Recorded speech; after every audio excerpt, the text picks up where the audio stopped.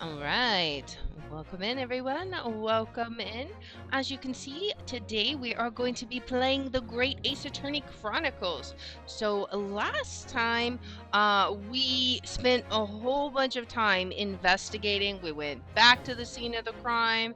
We went to the hospital. We actually saw a disagreement between Shamspear and Miss Green. So I don't know if there's some connection there. We found out that the photo Miss Green has was actually a tenant at the Garadeb's place. So it's just all kinds of interesting connections. So I think today we're probably going to end up back in court, but we will see. So let's go ahead and let's go ahead and say hi to our friends. So here we go. Greetings, friends, and welcome to Enigma Night Gaming. My name is Liara, and I will be your guide in today's adventure. Today, we're playing the Great Ace Attorney Chronicles, and today, we're going to return to court from our extensive investigations. So, without further ado, let's hop into the game. Right. Let's see what we got. Okay, so, what did we need to do first? I think we said everything that we needed to him, right? Yes. So, where did we need to go? Even when they're a little worse for wear. Okay. I think, didn't we want to go back to prison to talk to Mr. Soseki, Mr. Natsumi? Let's go ahead and visit there and see. Is there anything here? No. Okay. Maybe it was. Oh, let's go talk to the hospital and talk to Miss Green, right? Let's see. She's not here. –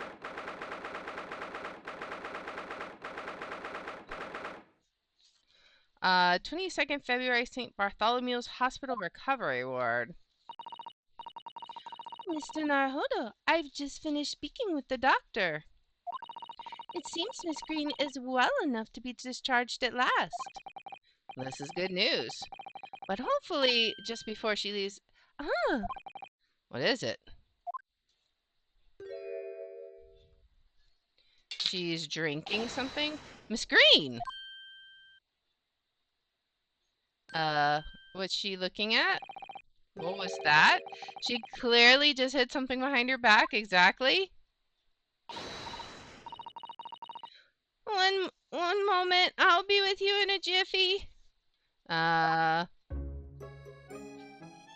What exactly was she getting into? Oh, hello everyone. What are you all doing here? The doctor has said I can be discharged, so I'm just getting my things together. Miss Green, what were you just doing? Nothing really. I was just about to take some medicine the doctor prescribed for me, that's all. Well, we were hoping to have another quick chat with you if that's all right. I don't really have anything else to tell you. Alright, she's definitely behaving strangely. Let's see if we can't coax something out of her. Alright, can we examine stuff first? This is the bottle that Miss Green was just about to drink from when we arrived. Yes, she looked rather preoccupied, didn't she? Perhaps it's very bitter. I can't stand bitter medicine. I suppose that could be it.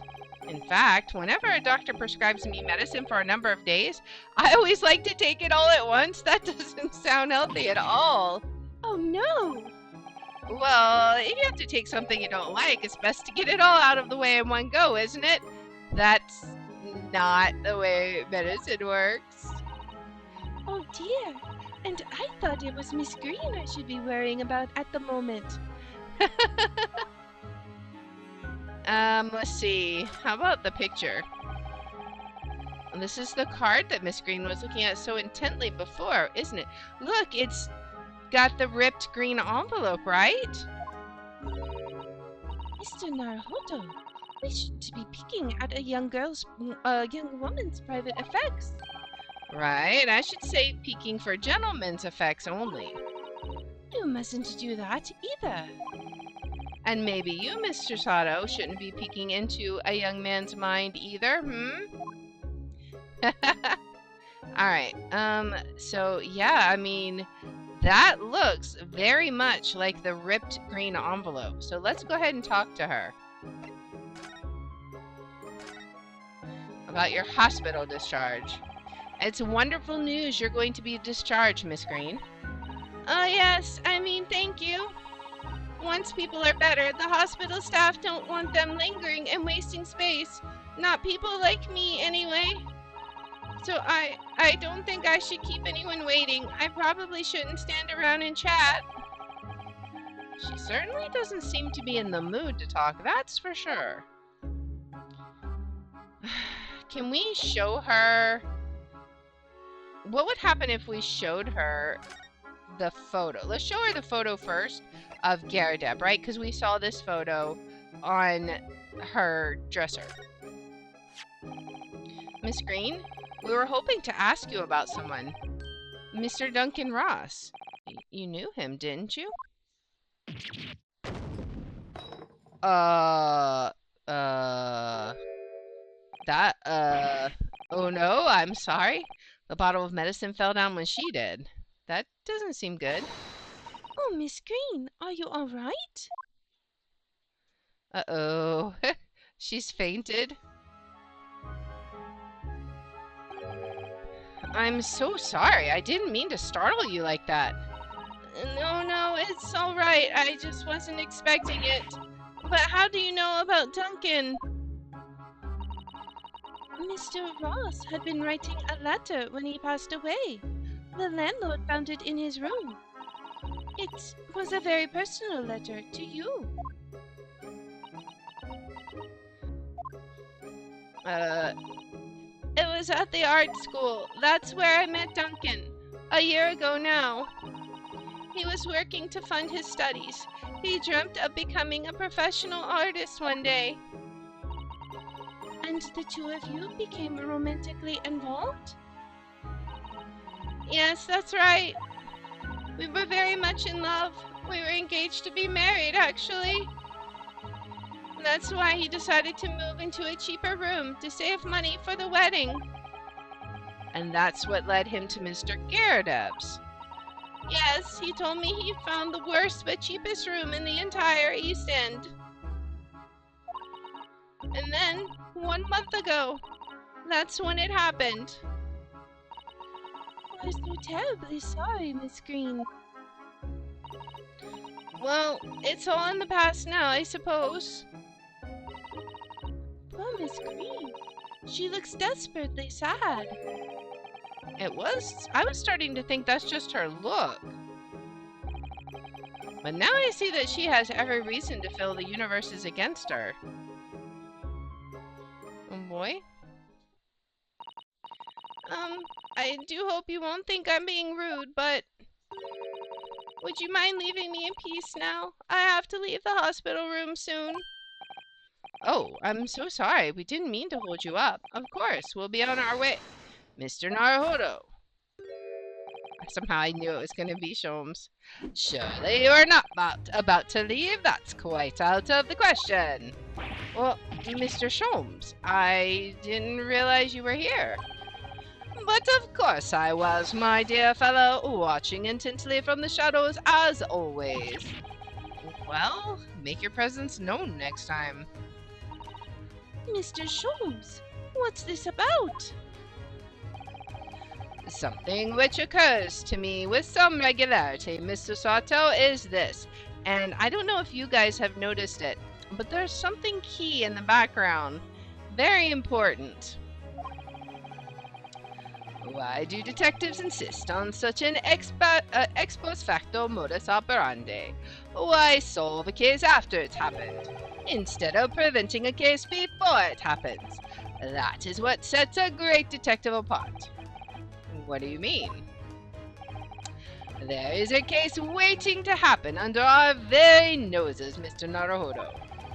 So let us avert disaster. Let us prevent this case from ever happening, with nothing but careful observation. Alright. All the clues you need are set before you. You need only look, and you cannot fail to see. I 100% agree. You can do it, Mr. Naruhodo. I know you can. Alright, so, yeah, there's something very important here. I caught it, in between conversation. Aha! What has happened here? Oh no! That mouse seems to be dead. Look! I didn't notice it there before, did you? I think perhaps it drank the medicine that spilled out of the bottle. I don't think it was medicine.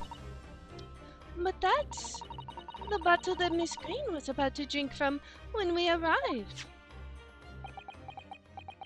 Indeed. You don't think... I see you've come to appreciate the true nature of this scene. That of a tragedy about to take place. Yes, I think it's falling into place. Miss Green, the contents of the bottle you had before has spilt out on the floor, and the poor mouse that drank it has sadly died. I think it's clear that the bottle must have contained a powerful poison. So now this is the second time poison is coming into the picture. So, suspicious? Let's see. Don't worry, I will attend to the mouse presently. He's gonna dispose of it. What does Sholmes have to say? Miss Green, where are you intending to go to the same way as that rodent? To take your own life? Once we'd left, you would have put it to your lips again, wouldn't you? And taken the poison. No. Miss Green, please talk to us. Oh boy. What about this? Can we look at this again? It definitely feels as though this card must be relevant. I mean, when we first arrived, Miss Green was standing with it in her hand, in what can only be described as a very tense atmosphere. Yes. It may very well be related to whatever incident Mr. Sholmes believes was about to happen here. Perhaps we should ask Miss Green about it. Alright, so let's see if she'll talk to us now. Alright, let's talk about the suicide first. 10 seconds later, and we would have arrived at a very different scene here. In all probability, we would not have enjoyed this most delightful conversation. Of course, perhaps it hasn't been quite so delightful from your perspective, Miss Green. Oh boy.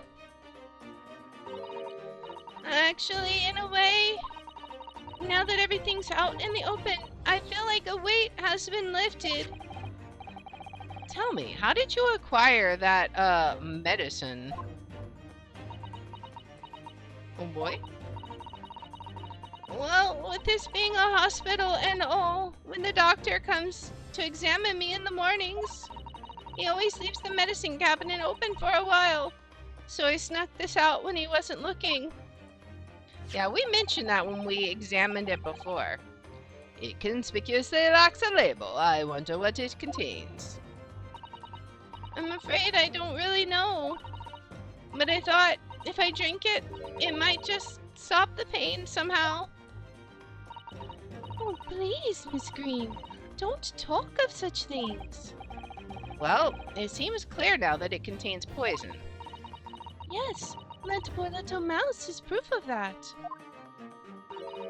Oh no, oh, it's all my fault. What have I done? I shall remove this to my office, Miss Green. I take it you have no objection. Alright, what about the card? Can we see it?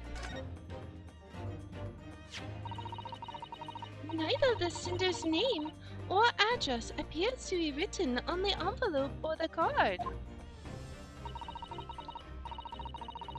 It arrived by post at my home the day before the incident that put me in the hospital here.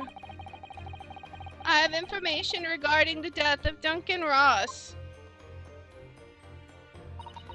Wait a second. Come to the Slug and Salad on Briar Road at 5 p.m. on 17th. Don't tell anybody else about this letter or the meeting.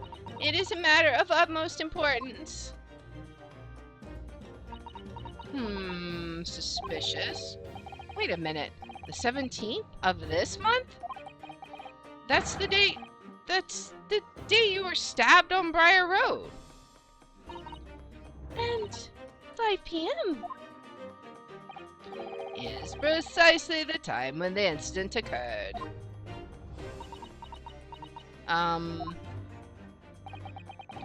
The Slug and Salad, yes. A pub on the northern corner of Briar Road. Briar Road being the street that Mr. Garridub's house is on. Does this mean that... Oh boy. Yes, I'm sure you've guessed. That day, when I was struck in the back by the knife, I was actually on my way to the Slug and Salad. Goodness. So that's what you were doing on Briar Road that day. I'm sorry I didn't say anything before. Very curious. I think I really will have to ask you to excuse me now. I've told you everything. Yes, I'm very sorry to have had to drag up such painful memories for you. No, it's fine. Miss Green, please promise us you won't try to do anything like that again. Yes, don't worry. Your detective friend has the bottle now anyway. And besides, I've been stabbed in the back and had a close shave with a bottle of poison. And I'm still here. I think I'm destined to see things through to the end. It might sound a little conceited, but well, that's how all this has made me feel. Oh boy. Leaving Miss Green and St. Bartholomew's behind, we made our way back to Baker Street with Mr. Sholmes. Well, it would appear we've reached the end of the investigative trail for today. Yes, it's late. And Mr. Naruhodo, did you discover anything that may be of use to you in court tomorrow, do you think? Details about Mr. Shamspeare, Mr. Garridub's lodgings, the convict Selden? There are many facets to this case, and we're yet to see to the heart of it, if you ask me. That's my feeling, anyway. I can't help wondering about the results of the analysis. Into Mr. Natsumi's tea, you mean? Yes. Will they have found strychnine in it or not? Well, I fear that either way. It will be hard to escape the grip of our friend, Mr. Reaper. Oh dear. Yes, Barrack Van Zeeks. Oh boy. But I wish you every success, of course. And though I was late to rise this morning, tomorrow will be a new dawn. I intend to spring from my bed at a crisp hour and attend the trial. Mr. Sholmes, you're going to come? Indeed. Whatever happens, I shall be there, assuming my eyelids cooperate in the morning. Well, I think we've done all we can. All that's left is to remain focused and keep fighting for Mr. Natsumi's cause until the very end. Oh boy. London, the world's most prosperous city, home to some 6 million people.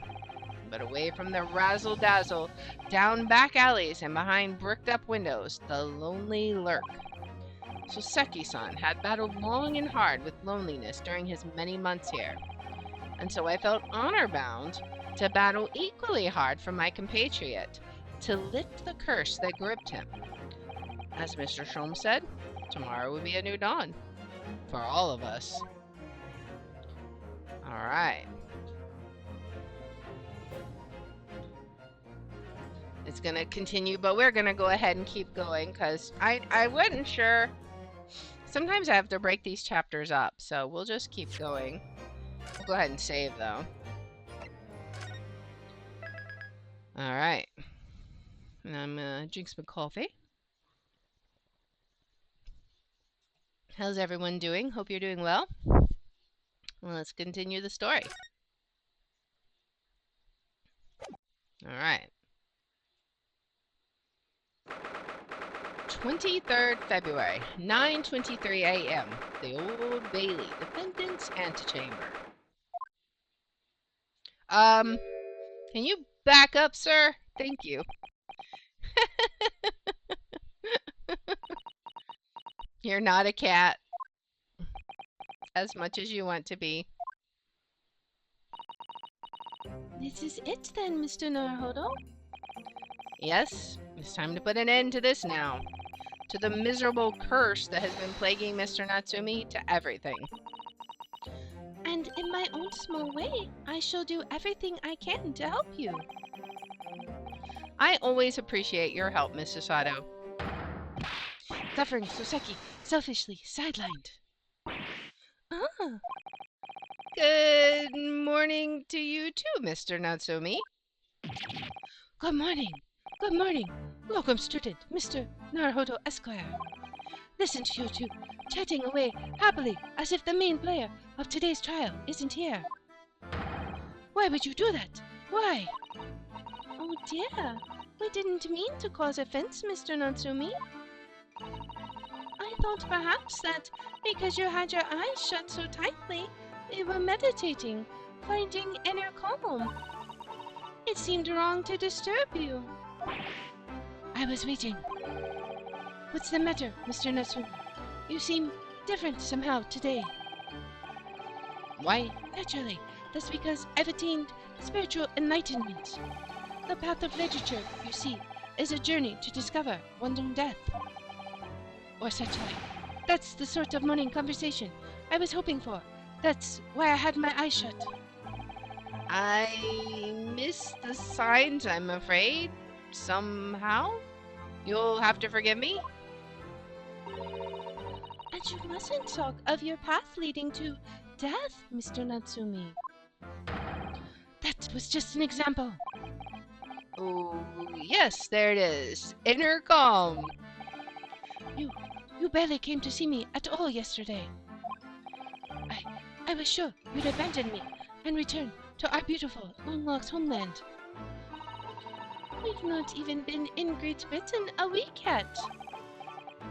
Yes, well, anyway, I intend to set everything straight in court today. I'm determined to uncover the truth.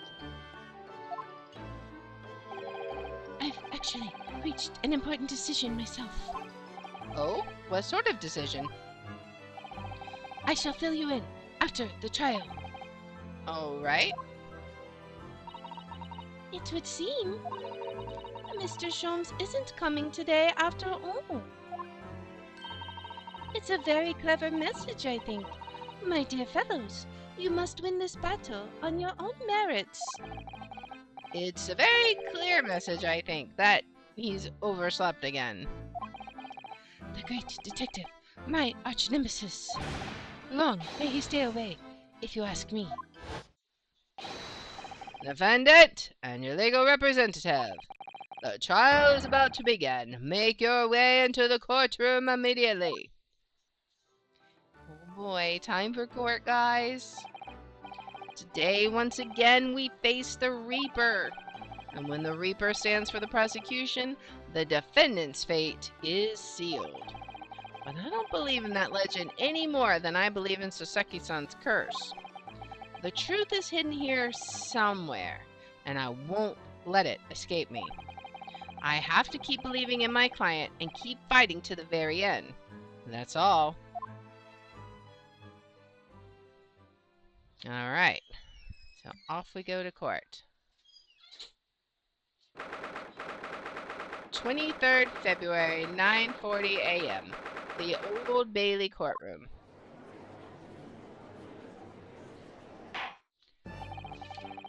In the name of Her Majesty the Queen, I hereby declare this court to be in session. I call upon the counsels for the prosecution and defense to declare their willingness to proceed. The prosecution is ready. Yes, the defense is ready. Very good. And now I call upon the 6 ladies and gentlemen of the jury, chosen by lot to represent the will of the people in this trial. Are you ready to proceed?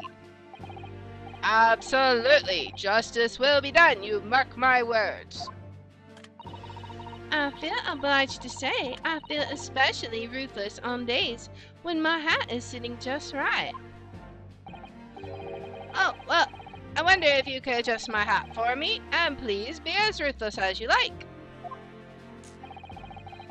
Thieves deserve to die, if you ask me.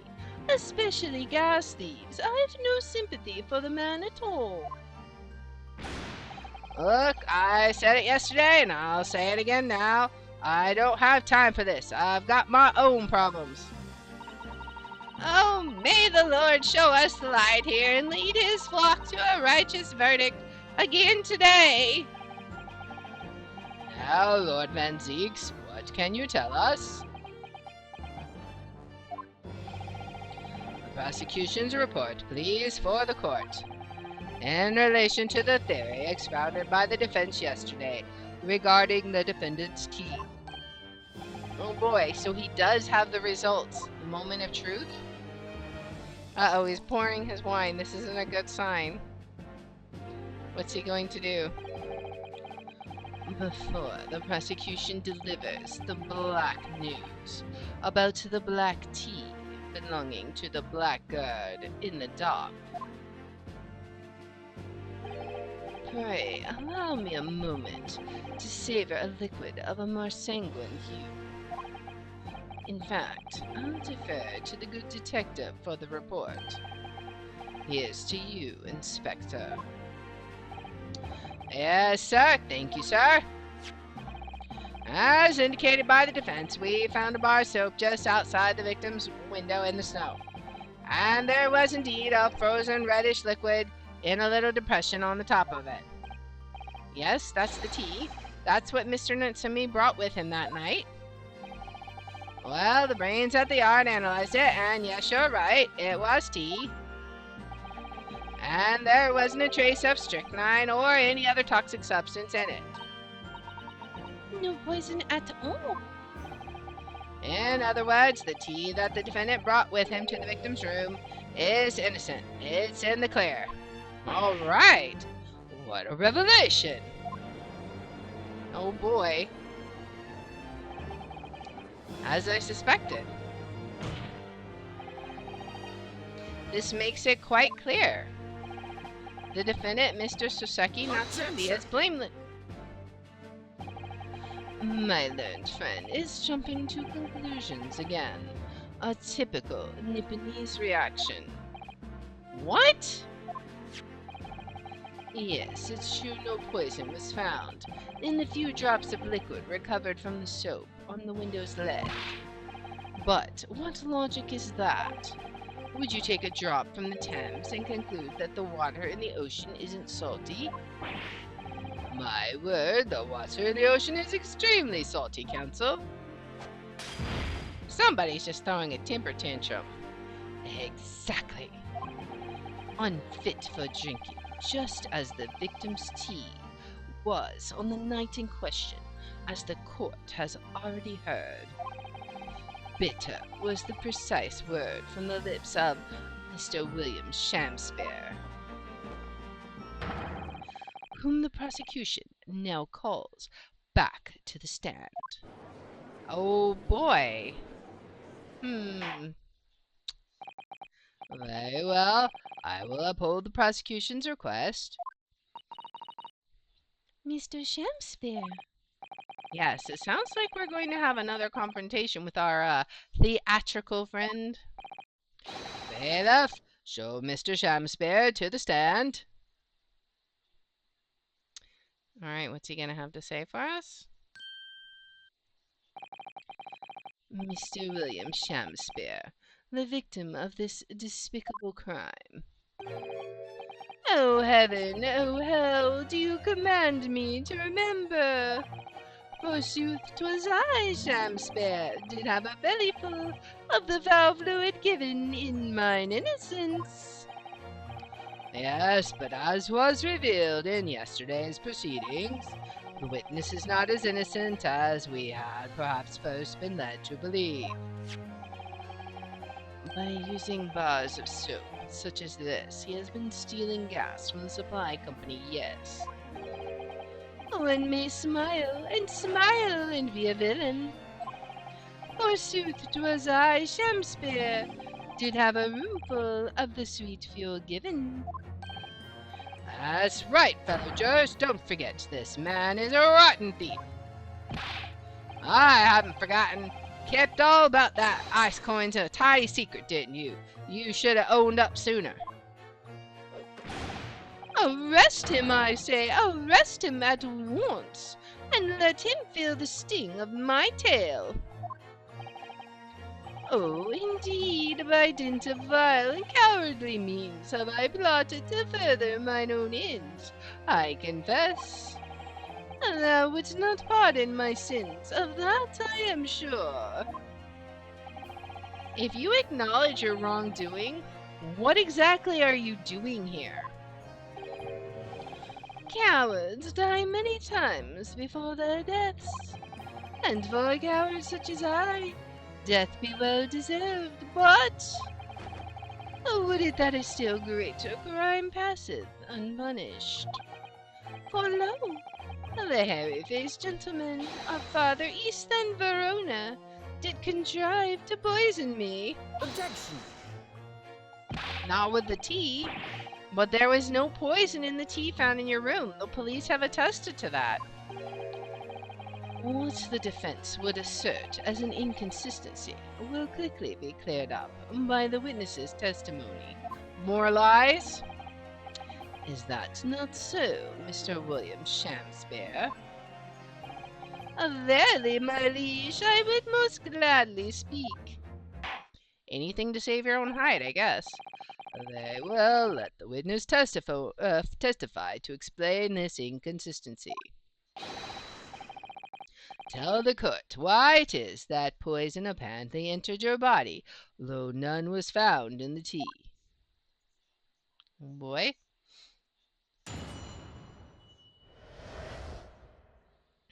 The tea inconsistency. A Japanese man did come to my chamber with tea brewed in a pot. 'Twas in my cup alone that the wicked miscreant secretly poured his wicked poison. Whilst feigning distraction in our debate, ne'er did a drop of his own drink pass his lips. When he departed by and by, I did use the tea that remained in his cup to make my coins of ice. Thus 'tis no surprise that poison be not found in the tea I did pour into the molds of soap. That's a bold-faced lie, and we have tea stains to prove it, sir. The poison was slipped into the cup after the tea had been poured.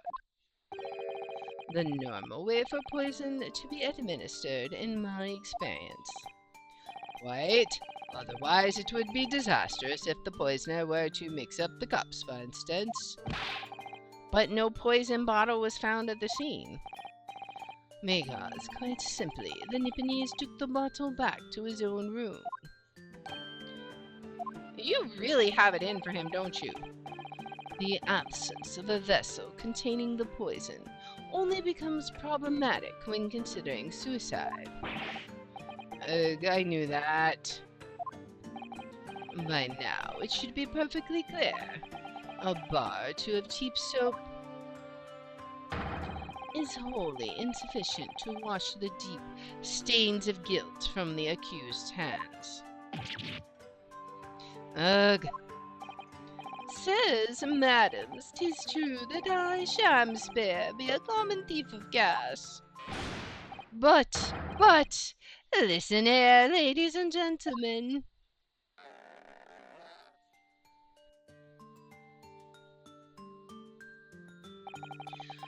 Wherefore would I lie? Verily, I have no cause, I have naught to lose. But is that so? Well, I do declare. Thank you for your testimony, witness. Counsel, proceed with the cross-examination. Yes, my lord. Alright, so first we'll go through and press everything. But I think we can use the teacups maybe as something to prove him wrong. A Japanese man did come to my chamber with tea brewed in a pot. Hold it! I understand that you were already acquainted with Mr. Natsumi, is that correct? I know thee not, old man. Fall to thy prayers. Do I know thee, or know thee not? And methinks 'tis all I can know, that thy destiny mingles with mine. You lost me at the first thee. Zounds, sir, thou must learn the English tongue, afore thou turns thy hand to lawyering. I did, but I must have missed the archaic Elizabethan lecture. Verily, and in truth, 'twas a fine flavoured brew. Although a drop of poison did barb its sweetness, as the thorn doth barb the sweet rose. That, dear friends, be the simple truth. Listen to Mr. Shamspare. He seems in even better form than he was yesterday. Either that or I'm in worse form. That fated evening after I did dine at Grubb's Grubbery, a local alehouse of good report, naught did pass my lips but the tainted black tea. But behold, the poison was not in the tea at first.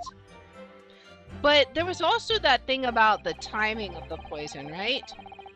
'Twas in my cup alone that the wicked miscreant secretly poured his wicked poison. Hold it! Are you saying that you saw the moment when the poison was added to your tea? You have witnessed the act and then drank the tea? Thou dost describe the actions of a fool. Quite so, quite so. But no one likes going thirsty, do they? Sooner would I die quenched than parched. Would I have the choice? Actually, on the night in question, the water main was frozen, I believe, wasn't it? Were it not for the tea, in sooth, I would sooner have died frozen than quenched or parched. Right. No ice coins means no heating. The witness had more than one brush with death on the night in question, it would seem. Remind the court, Mr. Shamspare, as to whether the accused drank any of the tea which he brought with him. With the greatest of pleasure, my liege. I was feigning distraction in our debate. Ne'er did a drop of his own drink pass his lips. I think that's false. But the teacup Mr. Natsumi drank from was found completely empty at the scene. And let's not forget the defendant's maxim, drink tea while it's hot. I did go from the poisoned cup that night, and in mine agony did I writhe uncontrolled. In fits of pain I did knock the fellow's cup, and its contents spilt, as blood from a gaping wound, methinks. Although certainly 'twas after I had made the coins of ice from his tea. How convenient. upset cup was found on the table that the victim was slumped over. There is no contradiction here. It's true. There was no tea left in either cup that we found at the scene. But still, something about this statement is troubling me. Yeah, it's the tea ring. Yes, of course, I know what it is. It's Mr. Natsumi's wise drink tea while it's hot maxim, isn't it? No? No, I'm not sure that's it. Thank you, witness. Now reiterate for the court what it is that occupied you after your guests had left and before you drank your tea. You have 2 more statements? When he departed by and by, I did use the tea that remained in his cup to make my coins of ice. Hold it! Yes, so that you could cheat the gas company, in fact. Isn't that right? To cheat or to die, 'tis life's only choice. Yes. Faith to cheat be the wise choice, and mine occupation be not an ugly one. Prithee, dost thou not see beauty in the simplicity of the ruse? No, I don't, and be very sure, sir. Once this trial is over, Altamont Gas will take you to the task over this legal task. I shall not run, I shall not hide. Sooth to say, I have nowhere to run nor to hide. But, my lady, what wouldst thou with this pitiful belayer?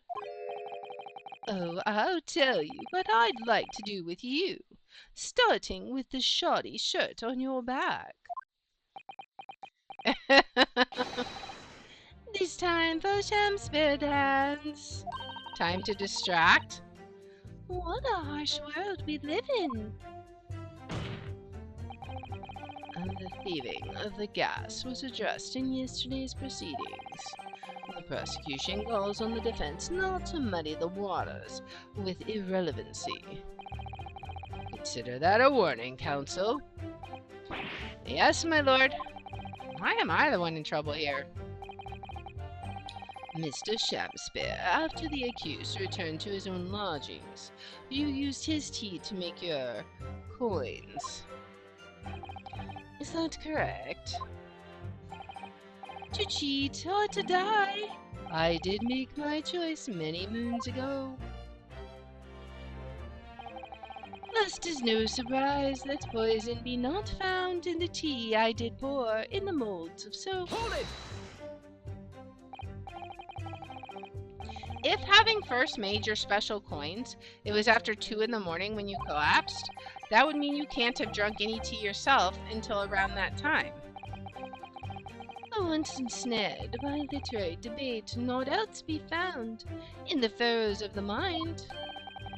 The debate about Romeo and Juliet, you mean, and who was the stronger of the two. Rightly did I pay no heed to the tea, as I wrestled with the abominable fellow. I don't remember debates like that when I was studying. Are you suggesting that neither of you actually drank the tea whilst it was hot that evening? My lord, wouldst thou be privy to some Shakespearean wisdom? Husband, wife, and tea, ought I tepid be? Ah, yes, so very true. Everyone has different preferences when it comes to tea. I think you might have interpreted that wrongly. So it's been proven that there was no poison in Saseki-san's tea. That should be hugely in our favor. But the atmosphere in this courtroom today... It feels as though everybody is against us, Mr. Naruto. It must be the Reaper's poison. I'm afraid that if we don't find a significant flaw in this testimony somewhere, the jury will pounce and find Mr. Natsumi guilty. It really feels like we've jumped into the fire here. So I think the clue is going to be to present the teacups to his statement where he said that we were questioning it, right? So it was like the next one, I believe. Right, this one, where he said he didn't drink any of his tea. So let's present the teacups. Let's try that. Objection! You claim that Mr. Natsumi didn't drink a drop of tea on the night in question. But that's impossible. How, Chop Logic, what is this, ye darky cloud fiend? The two teacups from the scene, one used by the victim and the other by the defendant, have a clear difference between them. One that represents incontrovertible proof. Incontrovertible? What's different?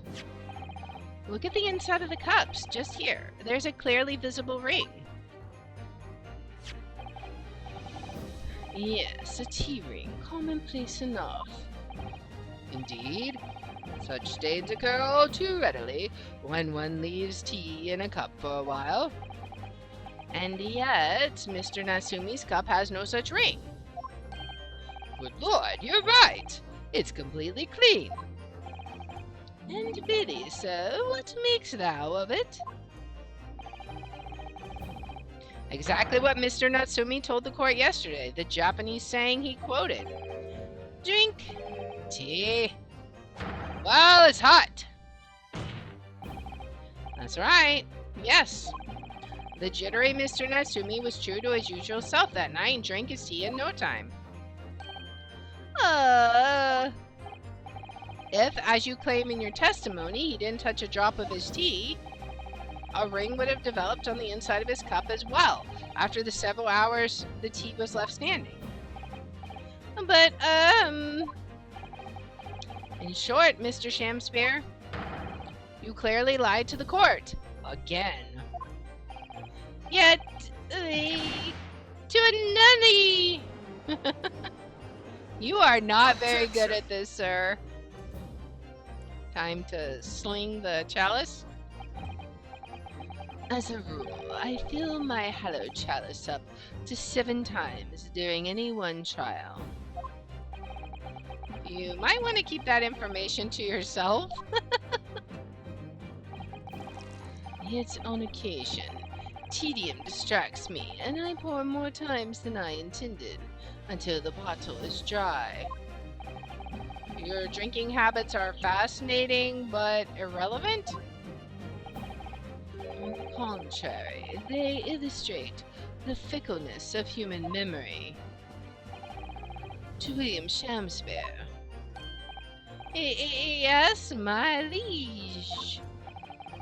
Though you previously stated that you made the coins of ice from the leftover tea in the accused cup, could it be that you were perhaps mistaken?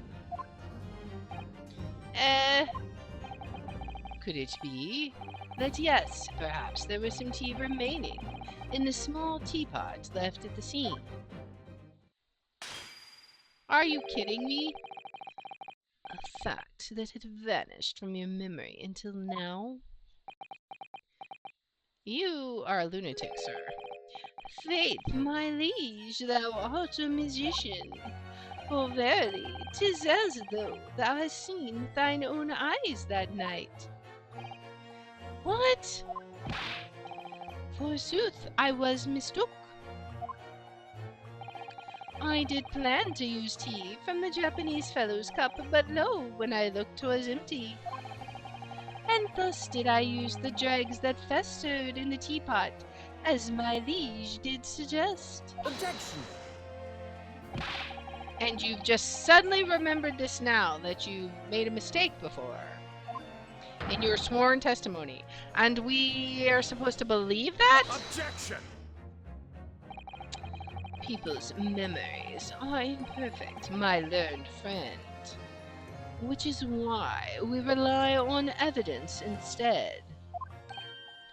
But in any case, it makes no difference. The victim's most recent testimony tells us 2 things of note.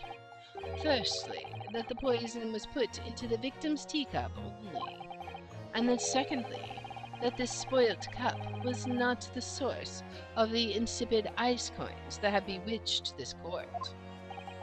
The prosecution makes a fine summary of the facts. Furthermore, that testimony remains valid and in full support of the established facts.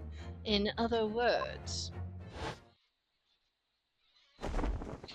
off goes the cloak. The inconsistency claimed by the defense simply does not exist. No. What does this mean then? I do declare, it means there's no issue with the gas thief's testimony. Apart from the bit about the thieving gas, obviously. My lords, ladies, and gentlemen of the jury, I do solemnly swear, after I did dine at Grubb's Grubbery Alehouse that night, naught did pass my lips but the black tea given me by the Japanese, whose back be stooped as low as death.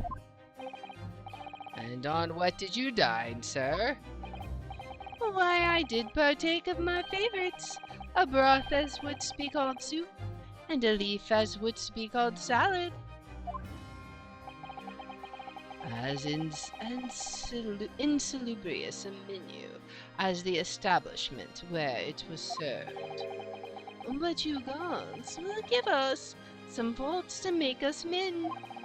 Willingly would I suffer what punishment, 'tis seen fit to serve a wicked thief of gas. But I pray you wise and noble fellows, ne'er forget the simple truth. That be one thing, and this be another. What?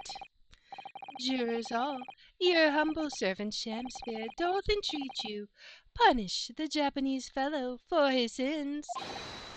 My lord! If I may speak, my lord? Yes, Mr. Foreman. I believe we may have been duped by that rotten defense lawyer. By me? I do declare you may be right. We all know the waif there was making coins of ice to keep himself warm. But this lawyer lad says if he's stealing gas, he deserves a dose of poison, eh? He's been leading us up the garden path, that's what he's been doing. I really never said anything like that. But what we just heard from the victim there has opened our eyes again. We've reached a decision this time, and we won't be swayed from it. Is that so? The court acknowledges the jury position, or the position of the jury foreman, and will duly hear the jury's findings. What? No, you can't yet.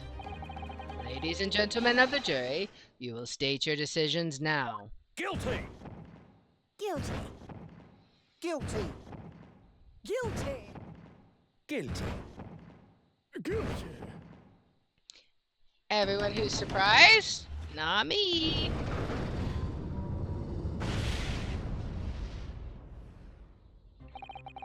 I hereby declare the jury to be on one accord. Oh, happy day. How is this happening? My lord, the defense asserts its right to carry out a summation examination. Very well, the court upholds the defense's right. Typical, my learned friend is unable to accept the obvious truth. This trial will therefore enter its second summation examination immediately. Jurors, the court calls upon each of you to state the grounds upon which you find the defendant guilty of the crime of which he is charged. Let's see what they have to say.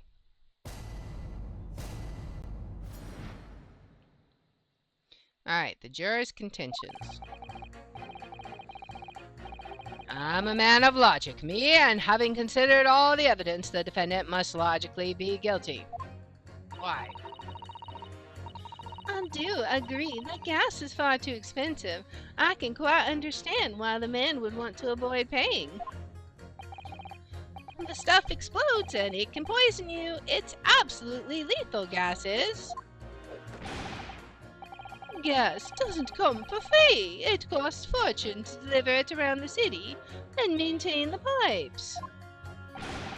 Truth be told, the tea my wife serves up for me is a little sketchy at times. If nothing else passed the victim's lips that night, there's no other explanation, is there? I mean, I feel like he's the only one that has the most sane excuse there. I do feel that perhaps personal opinion about gas and its supply has influenced decisions somewhat. But never mind. No, you really should mind. The truth is, our counter-argument wasn't as unassailable as we'd hoped. And Mr. Shakespeare was poisoned. There can be no doubt of that. Then how are we supposed to turn this around? I think we need to establish the method by which Mr. Shakespeare was actually poisoned. I think it was gas. That's what I've been saying this whole time. Our only hope is to demonstrate that to the court, incontrovertibly. But that's surely almost impossible at this stage. If we don't manage it, though, Mr. Natsumi will be found guilty. No delays, counsel. Proceed with the summation examination. Oh boy. Jury examination. The defense's rebuttal. I'm a man of logic, me, and having considered all evidence, the defendants must logically be guilty. Hold it! Why? All the evidence, you say? That's right, and there's no room for doubt. It's all pointing at that Japanese man with the big mustache. Says the Englishman with the bigger mustache. Which means we need to show the man some new evidence to make him change his mind. If only we had that kind of evidence. Don't worry, the summation examination has barely started, really. Perhaps there'll be a shift in the situation that shows an existing piece of evidence in a new light. Let's hope so. To start with, though, I need to find some way out of this deadlock. I do agree that gas is far too expensive. I can quite understand why the man would want to avoid paying. Hold it! This isn't the time or the place to be discussing the price of gas, madam. But really, think of the injustice. Air is gas and air is free. Why should Altamont gas cost money? It makes my blood boil. I can feel myself becoming more ruthless than ever. This isn't the time or the place to be ruthless either. Do we need to pit her against the Altamont gas lady, I wonder? If I might interject here. Yes, madam? It seems my fellow Joe takes issue with the price of our company charges for gas. But it's precisely because of thieves like this man that the cost goes up. Oh, what a beastly man! That unkempt mustache, those hunched shoulders, poisoning tea and stealing gas, utterly unforgivable. Lady, you have the wrong person. No, Mr. Natsumi isn't the one who's been stealing gas. I'll think you not to go on adding more crimes. Mr. Natsumi hasn't been poisoning tea either. Well, anyway, I've quite made up my mind. It's as made up as the price of gas. Oh boy.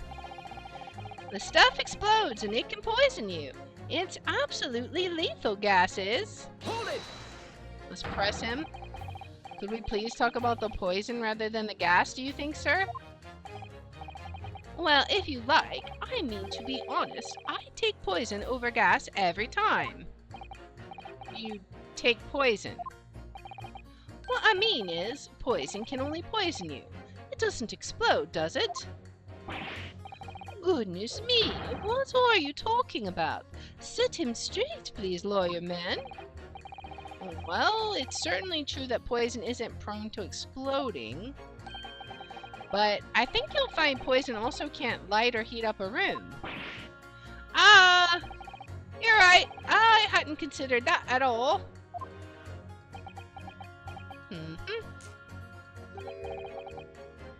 Young lawyer man. Yes? You have a good head on your shoulders. We could use someone like you at our company's legal representative. Well, I wasn't expecting to pick up more business in the middle of a trial, that's for sure. Anyway, the point is, I haven't had the best experience with gas companies in the past. Gas doesn't come for free. It costs a fortune to deliver it around the city and maintain the pipes. Hold it! Can we please refrain from all this talk of gas? There's an all-out attack underway here, in case you hadn't noticed, against my company's gas. But I'm supposed to sit here and take it, am I? I don't think so. She's really buzzing now. All I've heard about our wonderful fuel is explosions and poisonings. What about electricity, What about getting electrocuted? What about that? A little explosion here and there's nothing in comparison. Any explosion could hardly be described as nothing, madam. Nevertheless, the theft of your gas is deplorable. My point exactly. But the gas thieves aren't even the worst of our enemies. We have far more devious reprobates to contend with on a daily basis, you know. More devious? Who, madam? Other gas companies, of course. Other gas companies? Not quite what I was expecting. We generate gas and deliver it to our customers fair and square. Indeed, nobody is questioning that, madam. Altamont is an exemplary gas company. But there are other unscrupulous gas companies here in London that don't even have any gas at all. What? What if they don't have any gas? How do they go about selling it to people? You wouldn't think it possible, would you? But they steal our gas, you see, and sell that. They steal your gas? How on earth is such a thing possible? Gas companies like ours deliver gas to people's homes via a network of pipes. But these devious reprobates secretly disconnect our pipes and divert our gas into their own rotten pipes. Then they make a contract with the household supplied by those pipes and take money for the precious gas that's rightfully ours without us even knowing. They're diverting gas into their own pipes illegally. What a brazen form of theft! When we visit customers' houses to collect the money from their meters, we always have to check whether or not one of these devious companies has been up to its tricks. Hello? Excuse me. Yes? You had something to say there? You have something to say about that, juror number 3? Oh, golly, you mean me? I'm terribly sorry. I was just thinking to myself. I really did catch him off guard there. Thinking about what the lady next to you was saying, correct? Well, yes. I just got a little riled about it recently, you see. Go on. An Altamont gas worker visited my house the other day to investigate the pipe work. We need to ask for your cooperation while we carry out a secret check of your property, sir, the fellow said. So I let him in. And do you know what he did? I'm, afraid I have no idea. Please tell us. He proceeded to take one of my lights off the wall. Then he grabbed the exposed mouth of the pipe and started blowing into it. What do you think you're doing, young man? You're giving away company secrets there. Oh, please, everybody knows. But it was very nearly the death of me, I can tell you. What do you mean? I'll explain if you don't mind. As I said before, These unscrupulous other gas companies connect their customers to our pipe network. yes, but how does blowing into the pipes come into it? Obviously, there's gas in the pipes, and it's at a fairly low pressure. By blowing air through the pipe, you can make the pressure drop temporarily. And if you do that, any lights connected to the same pipe will flicker for a moment. I see.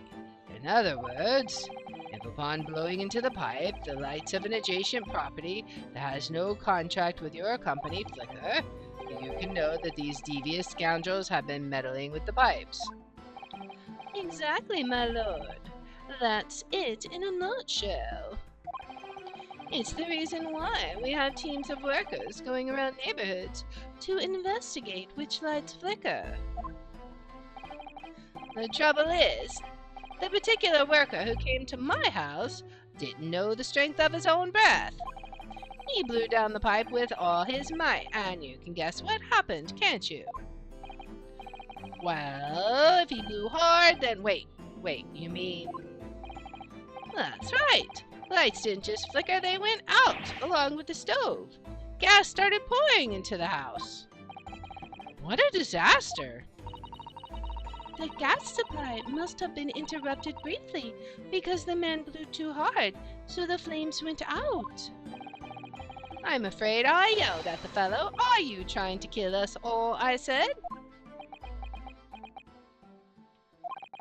So by disconnecting a lamp and blowing into the exposed gas pipe, it's possible to extinguish lamps and stoves connected to the same network of gas pipes. And then when the gas starts flowing again, it just silently seeps into the room. Mr. Naruhodo, I think perhaps... Yes, this is almost certainly the clue we've been hoping for. Juror number 3, the defense requests that you amend your statement to include that information. Oh, well, if you like, I don't mind. Well, I do. That's our company's secret method. Like I said, madam, it's widely known already. Very well, juror number 3, you amend your statement accordingly. Yes, my lord, although I'm not really sure what the point of all this is. Alright, so do we pit him against juror number 1 then? Blow too hard in a gas pipe, and you'll extinguish everything in the house, and then you're in real trouble. I kind of want to say that we would pit him against juror number 1, because he said, but I don't know how that's relevant. Do we press? Let's just press for now and go back. When you say extinguish everything in the house, do you mean even on different floors? Oh yes, all floors are connected to the same pipe after all. And that's true of every building, because gas supply contracts are issued for whole properties. Well, I had no idea it was possible to extinguish gas appliances simply by blowing down the pipe. It's not something we like to publicize, to be honest. But we have to carry out these investigations, as I'm sure you can appreciate. Indeed, it has been mentioned on more than one occasion, in the papers even. Is that so? It's been mentioned to me too, very recently. An incident involving the gas stove going out inexplicably, almost leading to someone's death. Mr. Naruhodo, I think perhaps... Yes, it's finally starting to fall into place. The secret link that joins all these strange occurrences. Alright. Gas doesn't come for free. It costs a fortune to deliver it around the city and maintain the pipes. Okay, so if we press her again, we'll ignore him if he says anything this time. Can we please refrain from all this talk of gas? There's an all-out attack underway here, in case you hadn't noticed, against my company's gas, and I'm supposed to sit here and take it, am I? I don't think so. She's really buzzing now. All I've heard about our wonderful fuel is explosions and poisonings. What about electricity, What about getting electrocuted? What about that? A little explosion here is nothing in comparison. Any explosion could hardly be described as nothing, madam. Nevertheless, the theft of your gas is deplorable. My point exactly. The gas thieves aren't even the worst enemies. We have far more devious reprobates to contend with on a daily basis, you know. That's the other company, right? More devious? Who, madam? Other gas companies, of course. Other gas companies. Not quite what I was expecting. We generate gas and we deliver it to our customers fair and square. Indeed, nobody is questioning that, madam. Altamont is an exemplary gas company.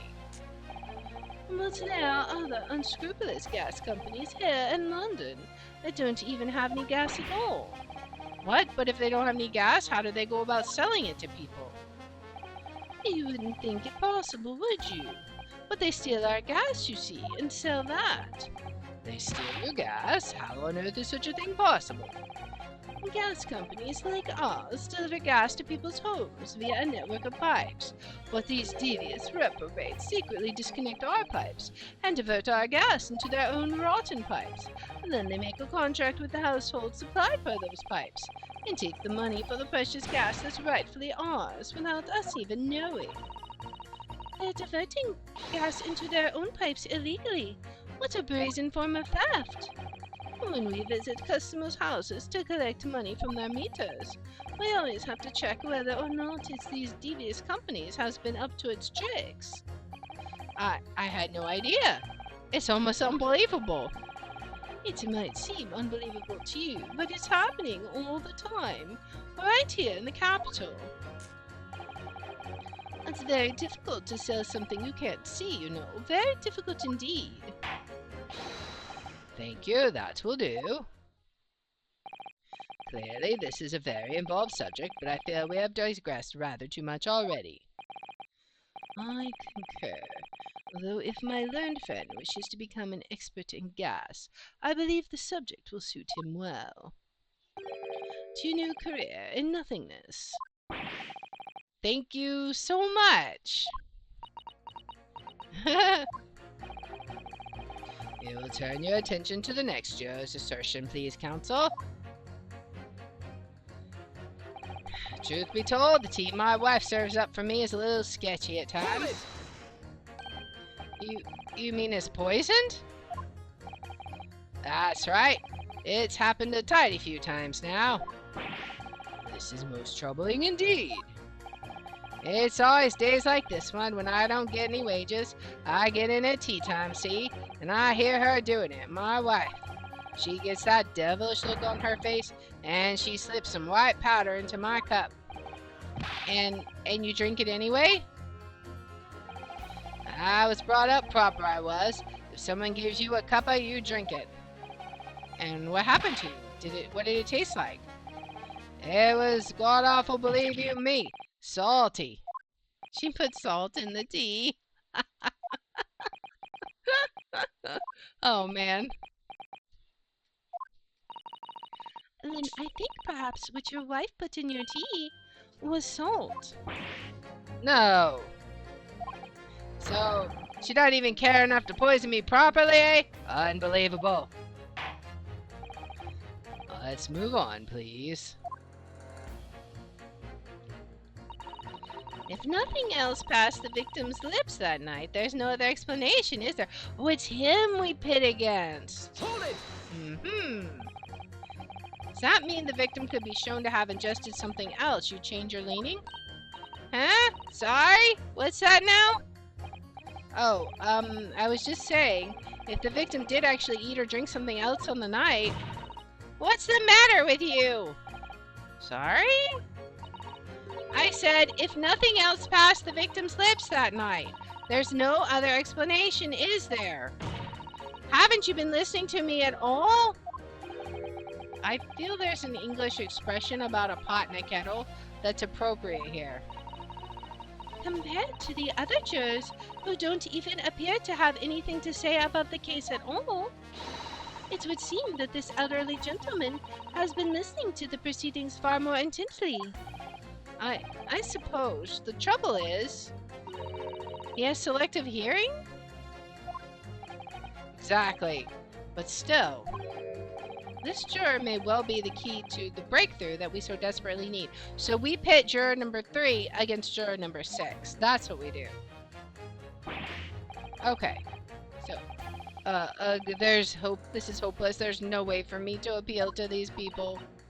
I do think that the only way we shall overcome this difficult situation is by exposing the way in which Mr. Shakespeare was really poisoned.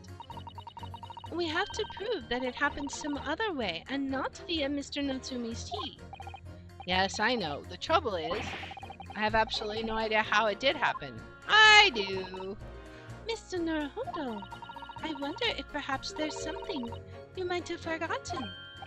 Oh, like what? It's important to watch everyone involved and pursue people if they react to something someone else says. If you'd like me to remind you exactly what I mean, I'd be more than happy to, of course. Once again, Soseki-san's fate is entirely in my hands here. I probably owe it to my client to hear any advice my assistant may be able to offer, so perhaps I ought to let Susada-san remind me. Then again, I already know. There's no need. Actually, I don't think there's any need. It's vital that we start trying to change these jurors' minds as soon as possible. Of course, I'm sure you're right. But if you decide you would like your memory refreshed, you need only ask Mr. Naruhodo. Alright. So, I think what we do is we are going to pit juror number 3 against juror number 6. Because juror number 3 is talking about the pipes and how something bad can happen. And juror number 6 is like, well, if nothing else, if he didn't drink anything, nothing else could have happened, right? So let's go ahead and get to juror number 3 and give that a try. Skip. Blow too hard in a gas pipe and you extinguish everything in the house and then you're in real trouble. Okay, so let's pit you against you. Alright. Objection! Those two statements clearly contradict each other. Gracious! To whose statements do you refer, counsel? Juror number 6. Did you hear what juror number 3 just said? What? Of course! I heard him mumbling something or the other. There is another explanation here, I believe. Something besides Mr. Natsumi's tea did, in a manner of speaking, pass the victim's lips on the night in question. What? What explanation? I wonder, did the police check the mouth of the gas pipe feeding the wall at the scene, the wall light at the scene, to see if there were any traces of poison there? I was curious to see where your floundering would result in this time, but the mouth of a gas pipe? Scotland Yard have enough to do without exploring such irrelevance. What a piece of work is a man! What are you trying to say, Mr. Shakespeare? What speakest thou, prithee? Is it not strange and strange? That is what I say to thee, sir. I thought I'd been quite clear, but let me put it another way. The strychnine could have been on the mouth of the gas pipe that feeds the wall lamp in your room. And that is how the poison came to enter your body. Good lord. What? That wasn't where I was going at all. Are they tasty then, gas pipes? Is that what he's saying? Or is the gentleman suggesting that the poor man was so desperately hungry he tried to fill his belly with gas? Perhaps no actress would perform a kiss scene with him, For shame, madam, speaking thy fancy. I assure you, I'm not such a buffoon that I have to kiss pies. Objection! This is no summation examination. This is a farce. The prosecution will not stand for any more of my learned Nipponese friend's conjecture. To begin with, the lamp in the victim's room is high on the wall. In order to place his lips to the pipe that feeds it, he would have to be a contortionist. These are empty assertions. There's no possible proof that the man did as you say. Objection! It's true, I have no proof that Mr. Shamsfair put his lips to the pipe. However, I can say with some certainty that on multiple occasions, Mr. Shamsfair has been doing something else in front of the lamp on his wall. And I have evidence to prove it. It's going to be the handprints that we found, right? Alright, you've got our attention, lad. I'd like to see how you can be so sure of yourself. So would I. Let's see this evidence then. Now that I've got the jury's ear, I need to make this opportunity count. This is the proof that time and time again, Mr. Shamsfair stood in front of his gas lamps. Let's see. Is it this one? I think. Yes. So, here we go. Let's present this one. Take that! What the? These are... Wait, what are they called? Yes, skin prints that were found at the scene. Skin prints, counsel? I've never heard of such things. The Justice Ministry is currently assessing whether or not to prevent fingerprints as evidence in court, however. My lord, this is an exciting new forensic technique developed by the great detective Mr. Herlock Sholmes. It reveals all of the places that Mr. Shamsfair touched in his room. I've never seen anything like it. I mean, that's black magic, isn't it? Well, if anyone could invent something like this, it's that great Sholmes fellow, that's for sure. I agree. This month's edition of Engineering Thumbs was quite fascinating. We found skin prints in many places that you would expect. On the table, on the costumes. However, Mr. Shamsfair also appears to have been touching some very unexpected places in his room. For example, here. Around the hanging picture there, indeed, multiple handprints appear to be visible. Well, I wonder, could he have been appreciating the artwork, perhaps? At first, my colleagues and I thought the same. However, imagine standing with your hands where those prints are, and would you find yourself directly in front of? And you would find yourself directly in front of, I don't believe it. The gas lamp.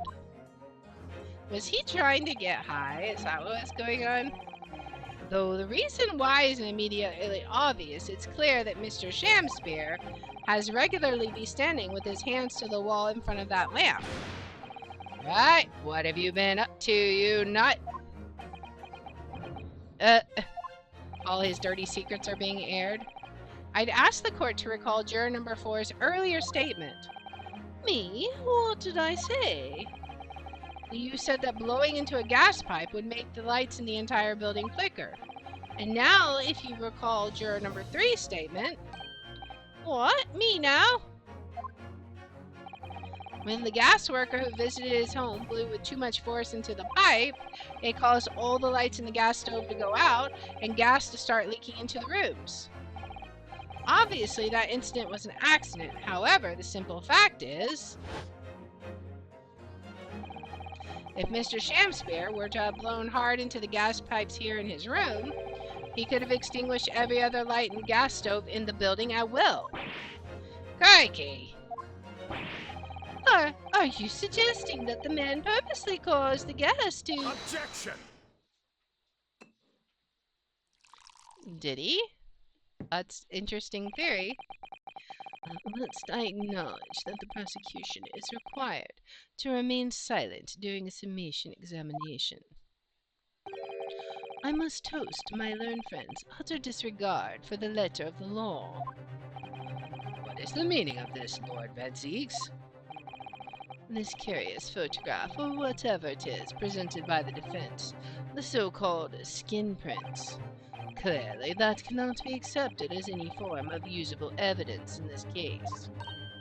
But it's an exciting new forensic technique, developed by a great detective. It's nothing. A mere toy, developed by an amateur sleuth with too much time on his hands. Ugh. Certainly, even research on this nature by the esteemed Mr. Sholmes cannot be recognized by the court as formal evidence. But, Please, my lord, if I may. Mrs. Otto? It was not the defense's intention to submit the skin prints as formal evidence. We merely wish to present the results of the great detective's investigation of the scene as a tool by which to explain a possibility to the ladies and gentlemen of the jury. And if the trial were to come to an end now, we should never learn the truth behind these mysterious handprints that everyone has now seen. I don't believe we can allow that to happen, and I'm sure the jurors will agree. They're thinking about it? Yeah, right. Whether those strange handprints are a significant clue or not, it's down to us to decide. Juror number 3. Oh yes, I do declare the great detective's investigation results sound absolutely fascinating. And I want to hear what that shady actor fellow has to say about those shady handprints. We got 2. That's enough to let us continue, I think. Nice. What's the matter with you two? That was foolhardy. Well, I did say it, didn't I? And I don't like to break a promise. No, wait! You heard his lordship. It's not... It's gonna be a even split. Oh, well done, Mr. Naruto. If just one more juror changes his or her mind, Mr. Natsumi's trial will have to continue. Thank you, Mrs. Sato, but I couldn't have done it without you. Oh no, it was you who identified the clue after all. This is very much your success. He's sweating bullets. Why, Mr. Shakespeare, you seem to be losing your composure. Just one more juror, Mr. Naruto. You can do it. Very well, continue, counsel. Alright, so what do we do now? Okay, so I feel like we're gonna have to pit him against somebody. But who? Let's go through and see what the others have to say now. I'm very interested in the results of this great detective's investigation at the scene. We're the ones who decide if the evidence is worthy of consideration or not. Us, the jury. Is that gonna be pitted against... I don't know, we can't pit him, so let's see. Yes, doesn't come for free. It costs a fortune to deliver it around the city and maintain the pipes. Truth be told, the tea my wife serves up for me is a little sketchy at times. I don't believe in breaking promises. We can't come to a decision while so much is up in the air. So I think we gotta sway juror number 1, but how are we gonna do it? So let's see. We've exposed the way. How can we do that? I wonder if we have some evidence. Let's check our I think let's check our evidence and see what we have.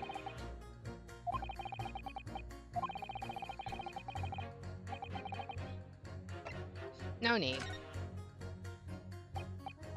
Alright, so I think it's gotta be juror number 1, right?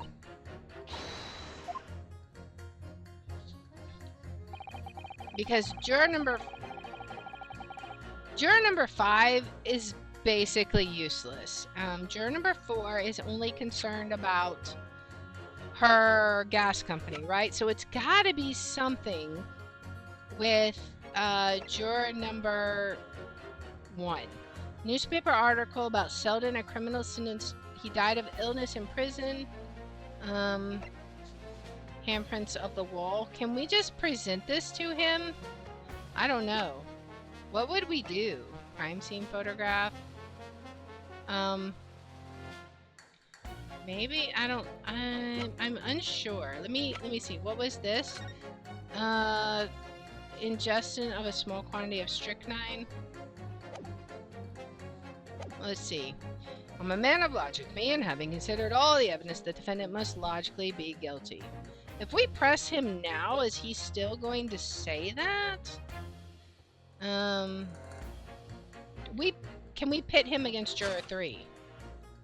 We cannot pit him against juror 3. We can only pit him against the other ones. So that's not going to work. What if we press him? Hold it! Only evidence, you say? That's right, and there's no room for doubt. It's all pointing at that Japanese man with the big mustache. Says the English man with the bigger mustache. Alright, so is he going to say anything different, I wonder? But the defense just demonstrated another possible explanation for the events on the night in question. What do you make of that? What? Your so-called skin prints? It's an exciting new forensic investigation technique developed by the great detective himself. The numerous handprints on the wall are clearly out of the ordinary.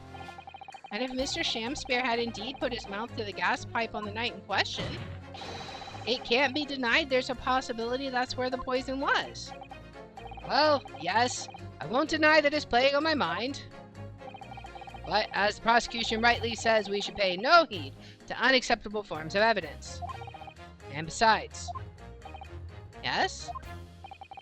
Even if this fellow has been up to some mischief with the gas pipe dozens of times before, it doesn't mean he got up to the same shenanigans on the night in question, does it? Oh, if you can't make your case better than that, I'm afraid I can't change my stance. Alright. You do make a very valid point, sir. What? That's true. Perhaps I was a little hasty. No, wait! Look, you've got to use your chance here, haven't you? So it's time to prove your theory. If you and your Japanese cohorts can, that is. Just leave our nationality out of this, please. Mr. Naruhodo, if we can't substantiate our position, I'm afraid the jurors that changed their minds before may very well change them back. What can I do? Is there any more proof I can give here? Can I show that Mr. Shamspeare really did blow down the gas pipe on the night in question? We have supporting testimony, right? No, in truth, I don't have evidence to support my theory. However, there is witness testimony that substantiates it. What's that? Testimony? Incredible! Whose testimony? Yes, it's all connected. Everything is linked. A person whose testimony revealed details about the gas in the Garadeb residence that night. Namely, it was Sasaki, right? Or was it Garadeb? Saseki was talking about...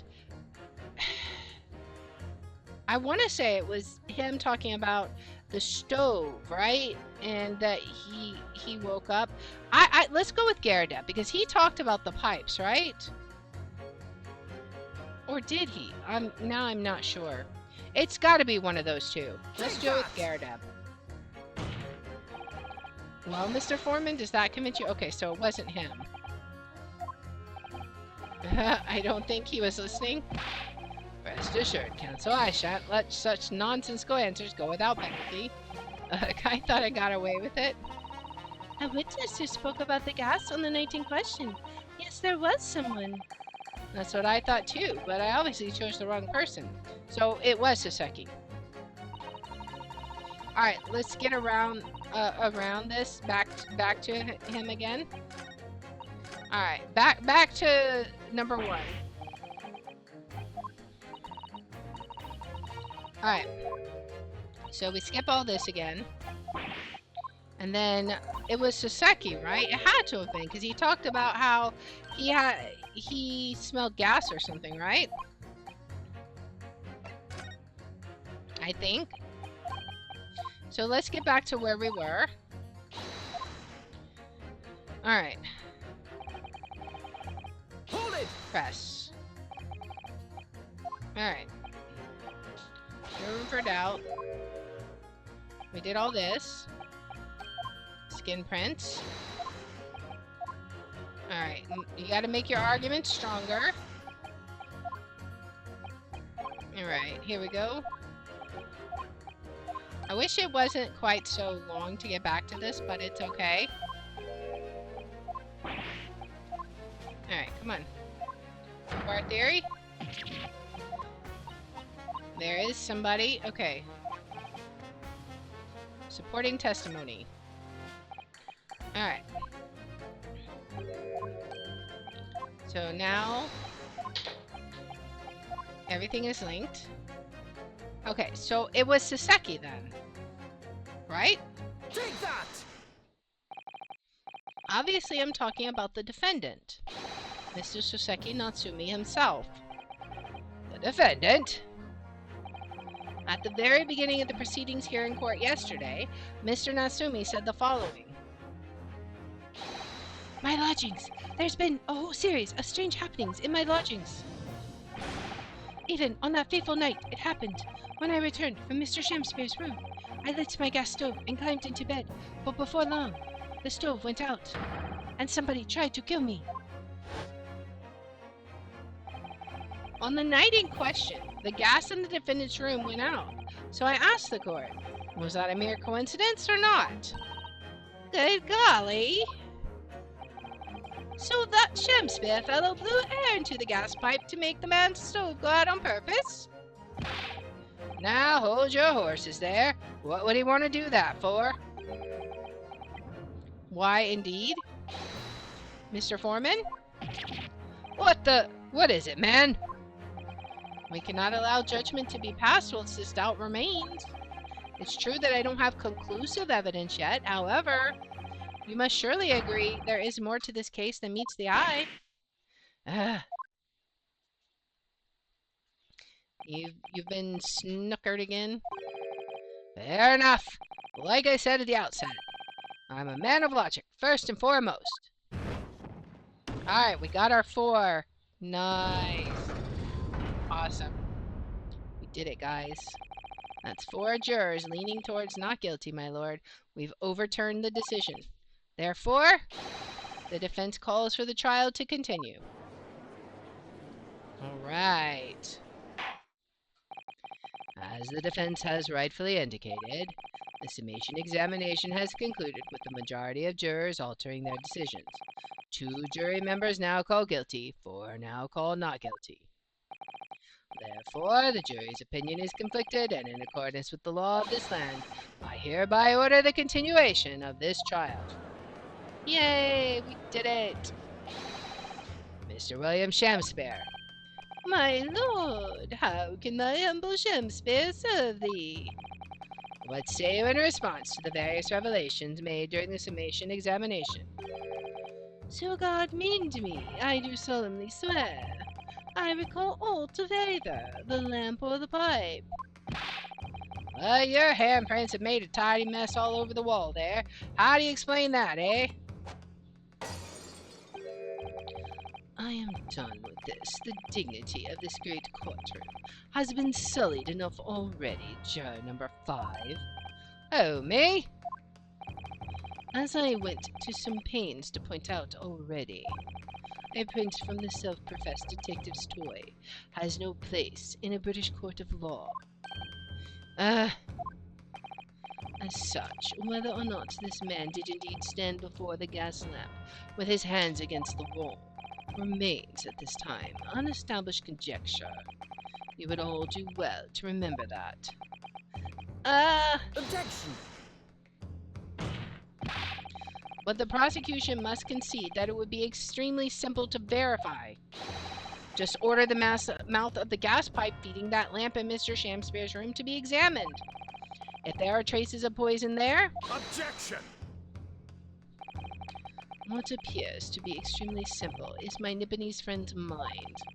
You will recall that in order to check for the presence of poison in the tea, some remnants of tea were required. Yes?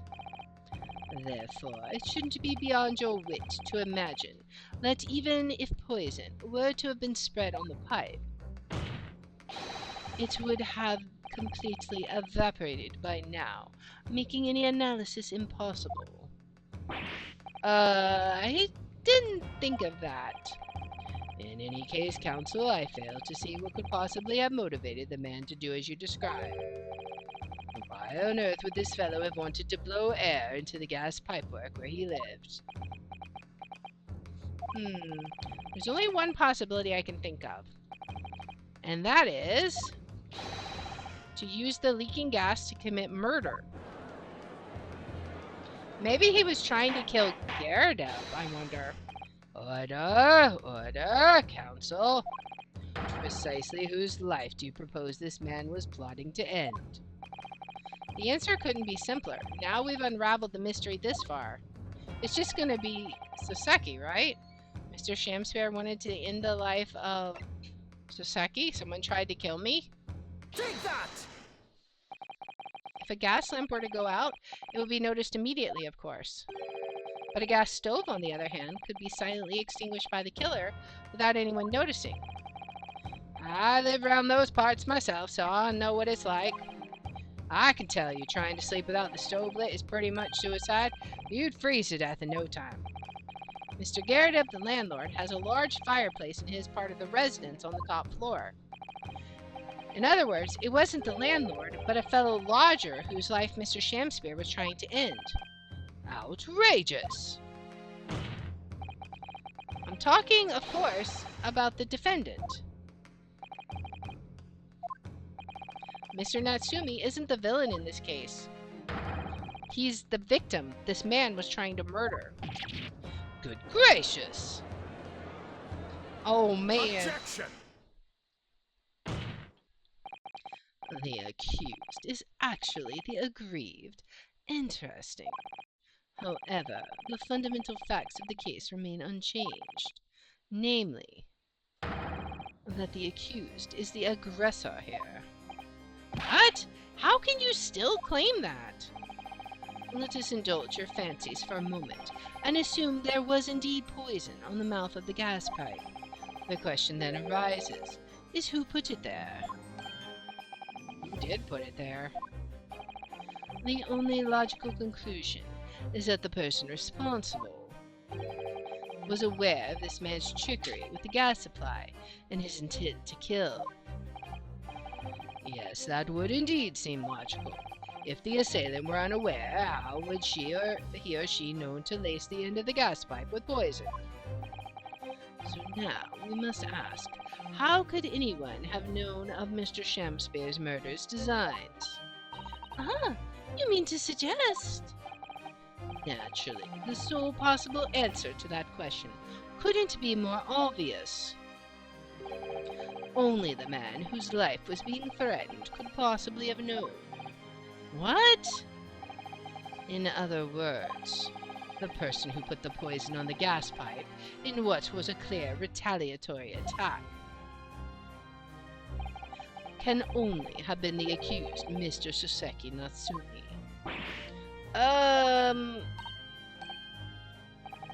Whatever Mr. William Shamspare may or may not have contrived to do, he was nevertheless the victim of a potentially lethal poison attack.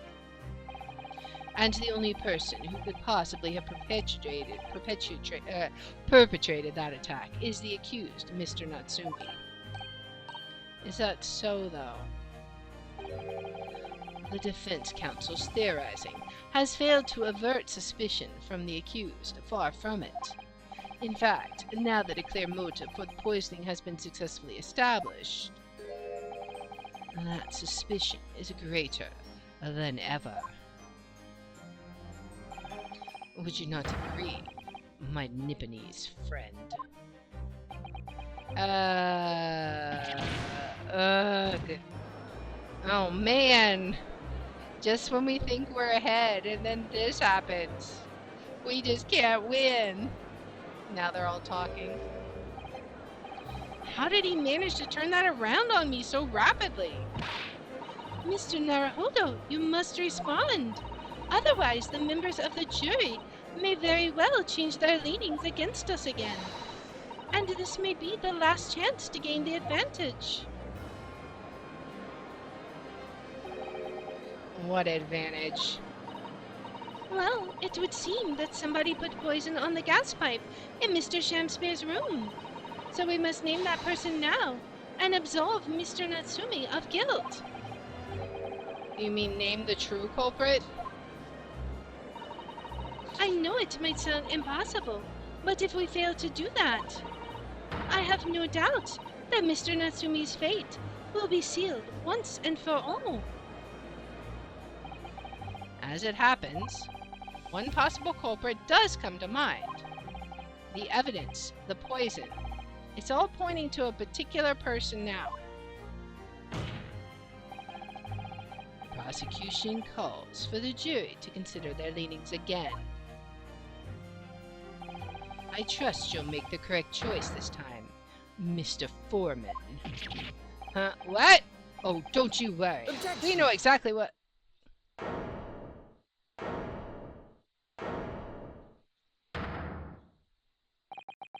There is one other person who I believe could have been involved in all of this. And we're going to find out who it is in our next episode. We are going to pause right here on an epic cliffhanger, boys. Man, this is just crazy. I am so excited to find out how this all plays out. But we're going to take a pause here and think about who is it? We've got some theories. We'll talk about them next time. So if you like this kind of content, please make sure to like, subscribe, follow, share, all that good stuff. If you want to watch live, we're on Twitch at twitch.tv/LeR27. I have my schedule posted in the about and in the description. And if you want to see which games I'm playing each day, I post them on x.com/LeR27. And I hope you'll join me in the next one. Until then, guys, bye. All right, let's go ahead and save it. I gotta be very careful not to accidentally press anything. Save that. Alright, we're not going to press anything.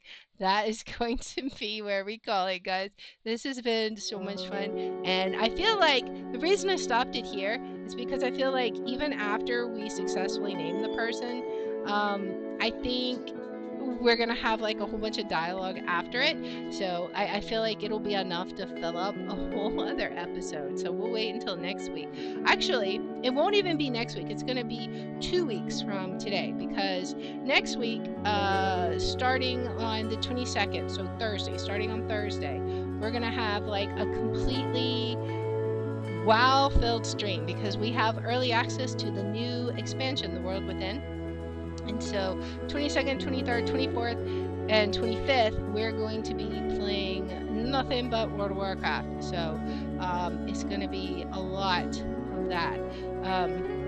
So we will conclude this in 2 weeks from now. So it's going to be like a super big cliffhanger for everybody. But anyways, I hope that you guys had fun. Thank you so much for everyone who hung out with me today. I appreciate everybody. And I will be back here tomorrow at 3 p.m. Central Time. We'll be playing Myst again and trying to get to the last age. And then we'll be hopping into the room 4 and seeing how we do that. So let's see who we could raid. Let's look. Looking. Alright. Actually, this is funny. Okay, so it looks like this person is on the same case as us. So we're gonna go raid, let's see, we're gonna see if we can raid Blue Phoenix 185. They're also playing Great Ace Attorney. So I think they might be on the same one. I'm not sure. I think it's the Clouded Kokoro, but this is the Memoir. Okay, so I think they're in the first game. So, anyways, I'll be back here tomorrow at 3 p.m. Central, guys. And until then, bye.